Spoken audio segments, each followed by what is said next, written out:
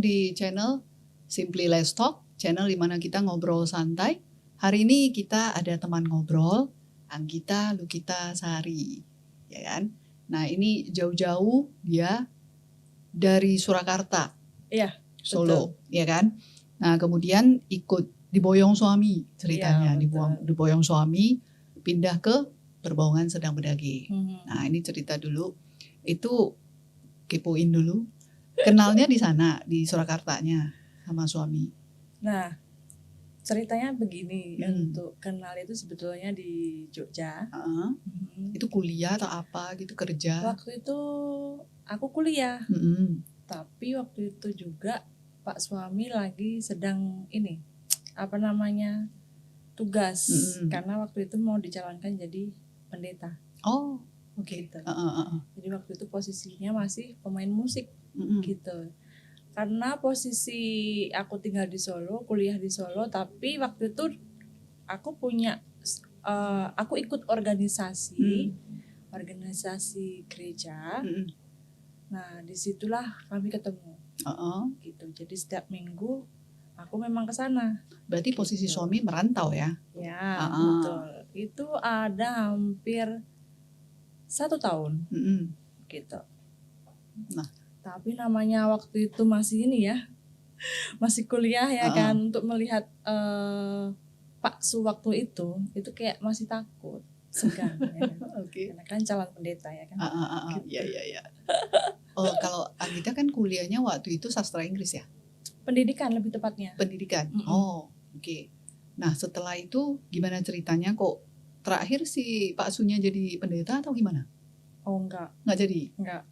Gitu. Jadi kalau untuk perjalanan Pak Su itu Pak Su lah ya. Gitu. Jadi ceritanya itu panjang juga. Kok pulang kampung ceritanya? Kok pulang kampung terus kayak balas dendam ya? Dia kan merantau, udah itu Anggi yang dibuat jadi merantau kan? Iya. Tapi gini lah Ci, ini kan sebetulnya juga dari dulu memang tertarik dengan spiritualitas. Gitu. Nah jadi dari background juga lah, dari background keluarga mungkin ya, karena kan memang aku anak pertama gitu. Jadi dari berapa? 3 bersaudara. 3. Okay. Tanda kutip sandwich generation. Oh ya. Ya kan, nah seperti itu. Jadi kayak ngerasa ada sesuatu yang kosong. Mungkin kita terangkan dulu ya, sandwich generation artinya generasi yang menanggung ke atas. Orang tua ya, juga menanggung ke bawah bisa anak, bisa adik ya kan, waktu itu berarti adik gitu kan. Oke. Betul. Nah sehingga waktu itu berjumpa lah, ini kan termasuk langsung aja lah kita ngomong masalah spiritual ya. Jadi memang udah lama pengen yang namanya tertarik banget namanya spiritualitas itu seperti apa gitu. Nah terus ketemu dengan seseorang yang nggak bisa aku sebut, nggak bisa lah ya, gitu. Terus akhirnya ya aku dibawa di organisasi yang di Jogja ini, gitu. Dari situ memang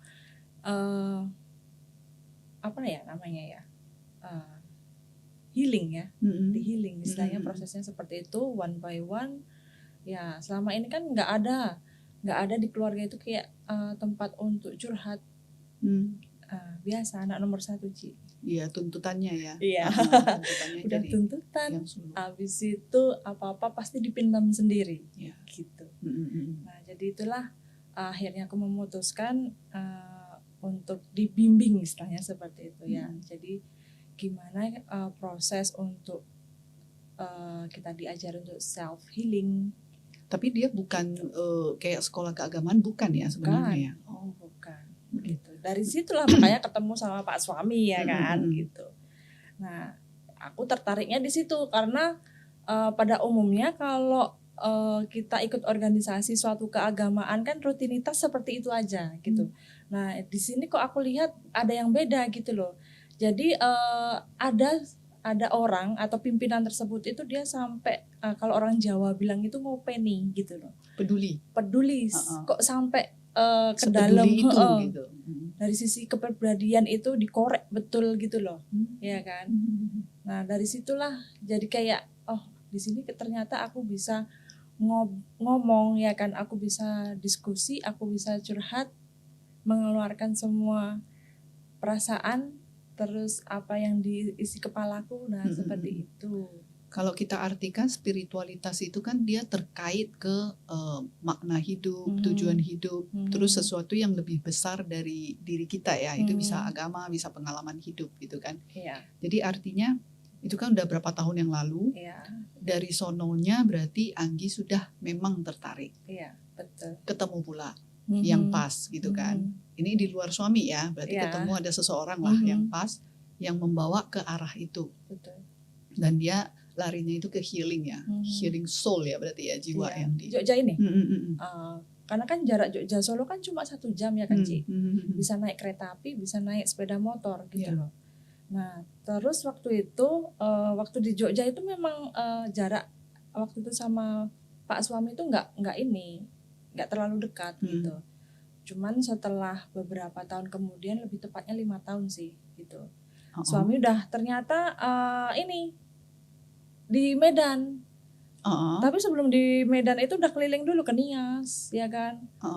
Terus kemana lagi? Itu Jakarta, ya gitu. Terus akhirnya di Medan gitu. Nah itu nggak pernah sama sekali kontak atau apa selama 5 tahun. Tapi tiba-tiba ya, ini entah kenapa. Semesta menjawab. Semesta kok menjawab ini ya. Lewat IG, gitu kan. Nah scrolling gitu, loh. Ini kayaknya abang itu yang dulu. Abang atau bapak waktu itu aku nyebutnya. Oh ini kan waktu itu bapak ini ya yang mau jadi calon pendeta gitu. Berarti posisi di Angginya waktu itu masih di sana? Di Jogja Solo ya kan. Tapi kan saya karena kira di sana yang maksudnya pacaran atau apa enggak, gitu enggak ya? Enggak. Okay. Enggak berani. Oke. Berarti Pak Sunya udah pulang kampung lah ceritanya. Ya, gitulah. Gitu terus lewat IG say hi ya kan. Say hi, ngobrol-ngobrol. Ternyata Pak suami bilang kalau nggak jadi pendeta gitu. Kenapa? Aku nggak kuat. Oh, oke. Aku nggak kuat. Oh ya udahlah, itu bagian mulai itu ya kan. Nah, dari situlah ngobrol-ngobrol terus akhirnya ya itulah ya kan. Serius deh. Oke, serius gas bang. Berarti LDR dong. Ya. Oh gas kan. Ya. LDR itu hampir 1 tahun Ci. Terus mulai serius itu aku pun juga ngalamin ini juga loh, ngalamin yang namanya gimana ya, mau nggak ya kayak gitu loh. Gila, posisi jauh kan? Posisi jauh. Aku belum pernah ke Medan dan nggak ada saudara di sini. Nggak kan? ada saudara di Medan. Di Sumatera Utara lah gitu. Nggak ada. Nggak ada sama sekali. Jadi waktu itu pergumulannya gimana kira-kira? Pergumulannya satu, aku udah capek yang namanya jadi sandwich generation. Itu yang pertama. Habis itu aku kalau di sini terus aku stuck, nanti tua-tua pun aku gini-gini terus gitu kan. Nah, ternyata kok ada yang serius sama aku. Ya sudah, aku okekan. Padahal dari waktu itu posisi karir di Solo lagi menterengnya. Itu di kerja di mana? Waktu itu kerja di perusahaan garment tekstil di daerah Solo sana. Itu perusahaan ekspor impor ya kan. Jadi kliennya pun orang luar negeri. Jadi kenalanku pun orang luar negeri juga kan Ci jadinya. Terus ya itulah, dari situ kan lumayan kan untuk masalah salary kan. Sebenarnya karirnya ada lah di sana kan. Makanya tertarik kenapa kok. Terus ke tempat di mana nggak ada saudara, benar-benar sendiri gitu kan. Tapi itulah karena ada rasa kosong, balik lagi kosong. Itu aku mau ngapain sih hidup kalau cuma gini-gini aja. Berapa lama memutuskan go gitulah? 9 bulan. 9 bulan. 9 bulan itu artinya masa dimana ya harus dipikirkan semuanya ya kan.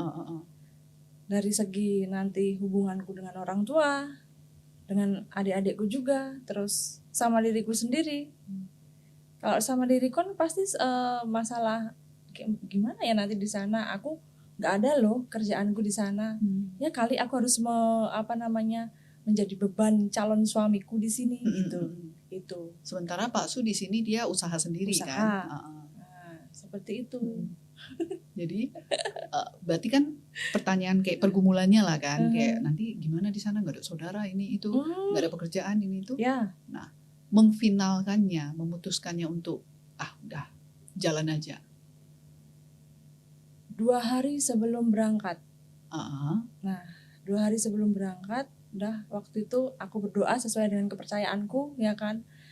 Ya Tuhan, pokoknya aku kayaknya harus go, ya kan. Karena itu tadi jiwaku tuh bukan nggak mau namanya stay di satu kota aja, harus move, gitu. Mau gimana pun lah. Terus akhirnya aku memutuskan oke. Aku bilang sama orang tua ya kan, walaupun ditentang. Orang tua dua-dua masih ada pada saat itu ya. Jadi dua-dua tidak setuju. Terus tetap go. Walaupun aku dibilang anak durhaka. Berarti nekat ya, modal nekat. Nekat. Jadi kayak rasanya gini loh. Hidup tuh harus ada yang challenge lagi gitu. Nggak boleh lempeng-lempeng gitu aja gitu.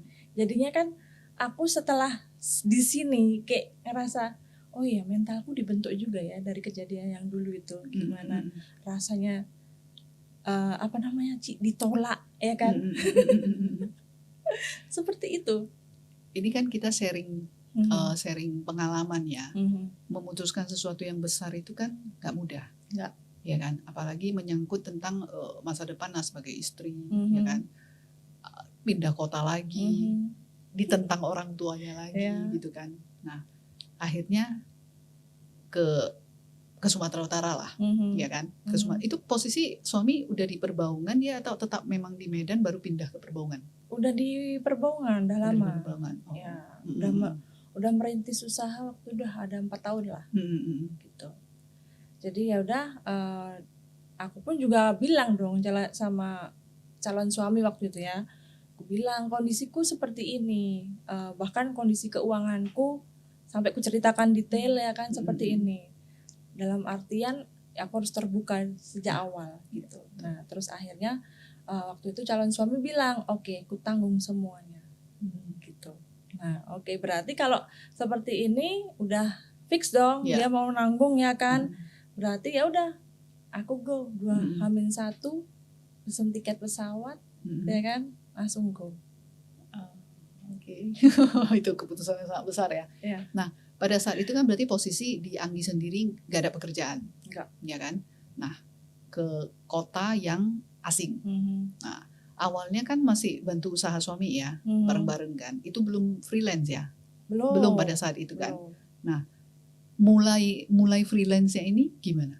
Mulai freelance. Jadi dan kenapa terpikir freelance gitu? Jadi gini, awal-awal ikut usaha suami enak ya, gitu. Ya kan? Itu setengah hari atau seharian? Seharian itu Ci. Seharian, oke. Ya, seharian itu. Berdagang. Enak banget gitu kan. Cuma lama-lama aku gini, aduh, ini lagi masalah dalam diri ini lagi. Kok gini terus ya? Enaknya waktu itu awal-awalnya, enaknya itu apa? Maksudnya sibuk sepanjang hari gitu atau gimana? Ya kan, 24 jam tuh sama dia terus loh. Ya kan? Di sisi lain kan dulu gak pernah ada yang support kayak gitu kan. Kita bisa cerita nanti ujung-ujungnya berantem ya kan. Nah itu kan biasa ya kan. Nah terus dari sisi keuangan ya kan. Dari situ udah ada perbaikan kalau versiku oh ya ternyata aku bisa beli ini ya, beli itu ya. Karena ada sisi suami yang mencukupi gitu loh. Itu. Nah, terus lama-lama gini bukannya nggak bersyukur ya Ci ya. Bukan itu, tapi balik lagi. Aku wanita, perempuan, tapi kok masih pengen produktif ya? Apa ini yang mesti cari apa ya gitu. Itu pun aku tanya sama suami. Tadinya memang ditentang untuk apa istilahnya kayak mencari kerja income sendiri gitu ya. Kayak gitu. Kan aku bilang, aku bisa loh ngelesi anak-anak. Bahkan aku kan udah 5 tahun lebih aku ngajar bahasa Inggris. Terus kalaupun mau di bidang marketing aku pun juga bisa, bilang gitu. Ditentang. Awalnya. Walaupun ditentang tapi diam-diam ternyata disupport, bikin inilah, bikin itulah, kayak gitu. Oh, berarti mulut aja yang nentang ya. Gitu. Tapi actionnya enggak gitu. Tapi, mulainya freelance-nya apa? Jadi guru bahasa Inggris, Cik. Awal-awalnya itu di ini ya, di Perbaungannya ya. Di Perbaungan. Itu usaha pertamanya. Baru habis itu? Cuman kan nggak jalan karena bagi waktunya itu loh. Nah itu ya nggak bagi waktunya tuh ya nggak bisa. Nanti siap aku bantuin suami ngajar lagi gitu kan. Jadi kan nggak keurus. Di satu sisi suami kasihan sama aku. Ngajar anak-anak orang. Di satu sisi aku pun juga kok nggak bisa aku ngurus suamiku jadinya. Begitu. Akhirnya dilepas. Itu berjalan berapa lama yang kursus? Nggak sampai setahun itu, Ci. Nggak sampai setahun. Nah habis itu? Habis itu kan waktu itu Anggi masih terpikir untuk cari, ini kayaknya cari jati diri juga ya. Nggak sekedar kayak menjadi istrinya si Anu gitu ya. Betul. Aku bilang, kasihlah aku kesempatan untuk aku bisa mengekspresikan diriku. Ya kan? Ya udah apapun dibilang apapun itu ku support. Asalkan kau di rumah. Berarti dengan catatan nggak boleh kerja ke orang lain gitu. Nanti aku nggak bisa ngantarmu gini-gini. Ini Medan, Bos, bukan Solo. Dibilang seperti itu. Ya pula ya. Jadi ya pula ya. Barulah terpikir untuk yang namanya freelance. Enggak. Freelance pertamanya apa? Freelance pertama